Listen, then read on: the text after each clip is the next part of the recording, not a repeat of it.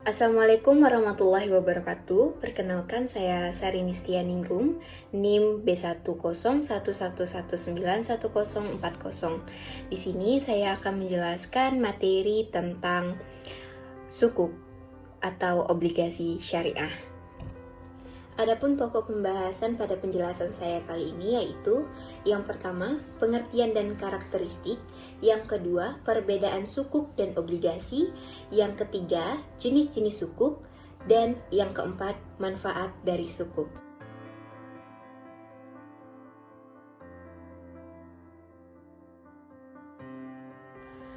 Pengertian sukuk. Jadi secara bahasa, sukuk itu berasal dari bahasa Arab, yaitu syak, yang memiliki arti dokumen atau lembaran kontrak yang serupa dengan sertifikat atau note. Sukuk adalah efek syariah berupa sertifikat atau bukti kepemilikan yang bernilai sama dan memiliki bagian yang tidak terpisah atau tidak terbagi atas aset yang mendasarinya. Selanjutnya yaitu karakteristik sukuk. Sukuk ini mempunyai karakteristik. Nah, yang pertama yaitu jenis usaha yang dilakukan emiten atau mudarib tidak boleh bertentangan dengan syariah. Contohnya itu seperti usaha perjudian dan permainan yang tergolong ke dalam kelompok judi atau perdagangan yang dilarang.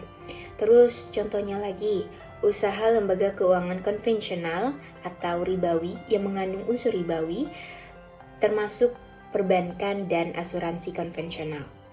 Terus, usaha yang memproduksi, mendistribusi, serta memperdagangkan makanan dan minuman yang haram. Usaha yang memproduksi, mendistribusi, dan atau menyediakan barang-barang ataupun jasa yang merusak moral dan bersifat mudarat. Karakteristik yang kedua yaitu pendapatan atau hasil investasi yang dibagikan emiten atau mudarib ini kepada pemegang obligasi syariah harus bersih dari unsur non-halal. Yang ketiga, pendapatan atau hasil yang diperoleh pemegang obligasi syariah sesuai akad yang digunakan. Yang keempat, pemindahan kepemilikan obligasi syariah mengikuti akad-akad yang digunakan.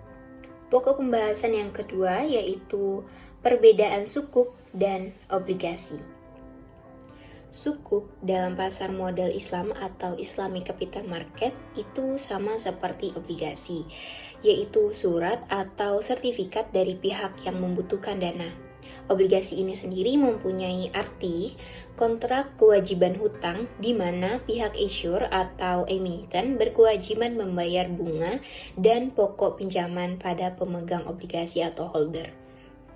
Jadi perbedaan utama pada sukuk dan obligasi ini adalah sukuk harus diterapkan dengan memperhatikan dan mengikuti prinsip-prinsip syariah, sehingga dapat dipastikan bahwa sukuk ini bebas dari unsur riba ataupun aktivitas non-halal yang diharamkan dalam prinsip syariah.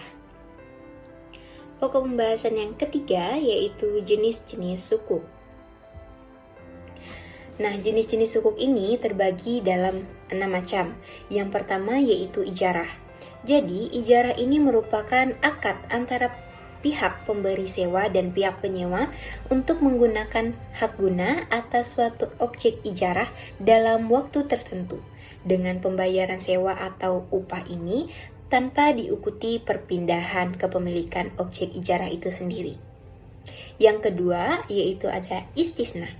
Istisna ini merupakan akad antara pihak pemesan atau pembeli dalam pihak pembuat atau penjual untuk membuat objek istisna yang dibeli oleh pihak pemesanan atau pembeli dengan kriteria, persyaratan, dan spesifikasi yang telah disepakati oleh kedua belah pihak. Nah, yang ketiga yaitu kafalah, akad antara pihak penjamin dan pihak yang dijamin untuk menjamin kewajiban pihak peminjam kepada pihak lain. Yang keempat yaitu ada mudharabah. Mudharabah ini merupakan akad kerjasama antara pihak pemilik modal dan pihak pengelola usaha dengan cara pemilikan modal ini menyerahkan modal dan pengelola usaha untuk mengelola data tersebut dalam suatu usaha. Nah, yang kelima yaitu musyarakah. Musyarakah merupakan akad kerjasama antara dua pihak atau lebih dengan cara menyertakan modal baik dalam bentuk uang maupun dalam bentuk aset untuk melakukan suatu usaha. Nah, yang keenam yaitu wakalah, akad antara pihak pemberi kuasa dan pihak penerima kuasa. Dengan cara pihak pemberi kuasa memberikan kuasa kepada pihak penerima kuasa untuk melakukan tindakan atau perbuatan tertentu. Nah, yang keempat yaitu manfaat sukuk. Nah, ada beberapa manfaat kontribusi syariah berdasarkan pembiayaan untuk pembangunan infrastruktur. Yang pertama yaitu dua target untuk mendapatkan pasar yang lebih besar, yaitu investor syariah dan investor konvensional. Nah, yang kedua yaitu tidak akan ada yang meniru karena semua penerbitan sukuk itu didukung oleh aset tertentu. Yang ketiga, yang mendasari instrumen yang paling tepat untuk pembiayaan infrastruktur adalah proyek itu sendiri. Demikian pemaparan materi tentang sukuk atau obligasi syariah. Semoga bermanfaat dan dapat dimengerti.